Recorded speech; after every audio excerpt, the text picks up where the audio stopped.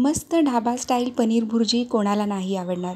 पण काही वेळेला असं होतं की पनीर भुर्जी बनवत असताना मधला पनीर जो आहे तो थोडासा हार्ड तरी राहतो किंवा त्याची थिकनेस व्यवस्थित येत नाही. तर अशा थोड्या थोड्या प्रॉब्लेम्स येतच असतात. मी आज या रेसिपीमध्ये तुम्हाला काही ट्रिक्स शेअर करणार आहे, ज्यामुळे आपली पनीर भुर्जी जी आहे ती एकदम मस्त होईल, ढाबा स्टाईल होईल आणि चवीला अगदी भन्नाट होणार आहे. त्यामुळे व्हिडिओ संपूर्ण पहा आणि व्हिडिओ जर आवडला असेल तर व्हिडिओला लाईक करायला विसरू नका. सुरू करूयात रेसिपीला. तर सर्वात आधी आपण इथे कढईमध्ये 2 चमचे तेल घेतलेलं आहे आणि त्याच्यामध्ये आपण इथे बटर घेतलेलं आहे. बटर जे आहे ते थोडंसं तेल टाकून मगच त्याच्यामध्ये टाकायचं आहे, म्हणजे बटर जे आपलं आहे ते जळणार नाही. आता जर तुमच्याकडे बटर नसेल तर तुम्ही इथे तेलाचं प्रमाण थोडंसं जास्त करू शकता. आता हा बटर जो आहे तो छानसा वितळू द्यायचा आहे. ढाबा किंवा हॉटेलमध्ये भाज्या बनवत असताना बटरचा वापर केला जातो, त्यामुळे भाजीची चव जी आहे ती इन्हॅन्स व्हायला मदत होते. त्यामुळे आवर्जून इथे बटर आपण वापरलेला आहे. आता याच्यामध्ये आपण 2 बारीक चिरलेला कांदा घेतलेला आहे. कांदा जो आहे तो थोडासा ब्राऊन होईपर्यंत आपण इथे परतवून घेणार आहोत. पण इतकाही आपण ब्राऊन नाही करायचा की तो जळला जाईल. हलकासा गोल्डन होईपर्यंत आपण इथे परतवून घ्यायचा आहे. आणि इथेच आपण आलं, लसूण आणि मिरचीची पेस्ट करून घेतलेली आहे. ती पेस्ट याच्यात टाकायची आहे. 7 ते 8 लसणाच्या पाकळ्या घेतलेल्या आहेत आणि अर्धा इंच आल्याचा तुकडा आहे आणि 1 हिरवी मिरची घेतलेली आहे. त्याची पेस्ट बनवून आपण याच्यामध्ये टाकलेली आहे. आता ह्या कांद्याबरोबरच ही पेस्टही छानशी आपण परतवून घ्यायची आहे. आणि इथे तुम्ही पाहू शकता कांद्याला छानसा रंग आलेला आहे आणि या स्टेजवरती आपण इथे 1 चमचा बेसन टाकणार आहोत. बेसनमुळे आपल्या भुर्जीला जे आहे ती थिकनेस यायला मदत होते, म्हणजे एक छानशी बाइंडिंग यायला मदत होते.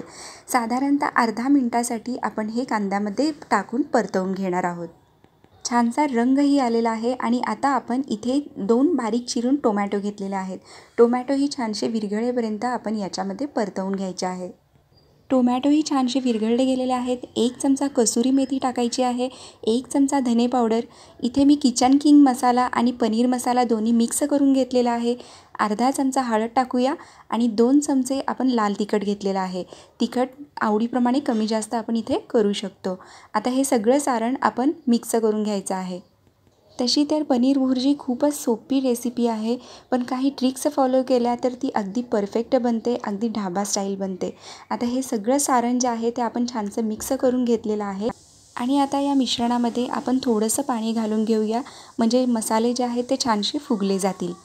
याच्यामध्ये आपण 1 चमचा बेसनचाही वापर केलेला आहे. ती एक ट्रिक आहे.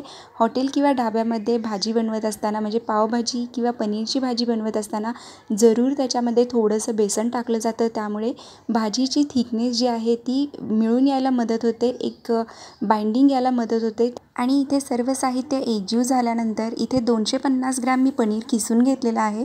त्याच्यामध्ये चवीपुरतं मीठ टाकायचं आहे आणि 1 चमचा आपण गरम मसाला टाकून घेणार आहोत. आणि हे सगळं आपण व्यवस्थित मिक्स करून घेऊया. व्यवस्थित मिक्स झाल्यावर इथे मी 2 ते 3 चमचे फक्त गरम पाणी घेतलेलं आहे. त्याच्यामुळे आपलं पनीर जे आहे ते हार्ड नाही होणार, सॉफ्टच राहील आणि याला जास्त वेळ आपण परतवून नाही घ्यायचं. अगदी थोड्या वेळासाठी परतवून घ्यायचं आहे, नाहीतर आपलं पनीर जे आहे ते हार्ड होईल आणि खूपच सुटसुटीत होईल. तर ही मी तुम्हाला दुसरी ट्रिक सांगितलेली आहे, त्यामुळे आपली पनीर भुर्जी अगदी परफेक्ट होईल. इथे तुम्ही पाहू शकता याचा थिकनेस किती मस्त आलेला आहे आणि भुर्जी जी आहे ती खूपच सुंदरही दिसती आहे आणि पाहूनच तुम्हाला समजत असेल की ही आपली रेसिपी खूपच मस्त झालेली आहे. गॅसची फ्लेम आता आपण बंद करूया आणि आपली ही ढाबा स्टाईल पनीर भुर्जी खाण्यासाठी अगदी रेडी झालेली आहे. तुम्ही ही रेसिपी नक्की करून बघा. सोबतच ज्या ट्रिक्स मी तुम्हाला सांगितलेल्या आहेत त्याही फॉलो करा, म्हणजे आपली पनीर भुर्जी एकदम परफेक्ट ढाबा स्टाईल नेहमी होईल. तसेच हा व्हिडिओ आवडल्यास व्हिडिओला लाईक करा, शेअर करा, कमेंट करा आणि तुमच्या प्रतिक्रिया मला नक्की कळवा की तुम्हाला ही रेसिपी माझी कशी वाटली. सोबतच चॅनलवरती नवीन असाल तर चॅनलला प्लीज सबस्क्राईब करा, बेल आयकॉन प्रेस करा, जेणेकरून जेव्हाही मी नवीन रेसिपीज पोस्ट करेन त्याचं नोटिफिकेशन तुम्हाला मिळेल. तेव्हा भेटूयात पुन्हा नवीन रेसिपींसोबत. Thanks for watching.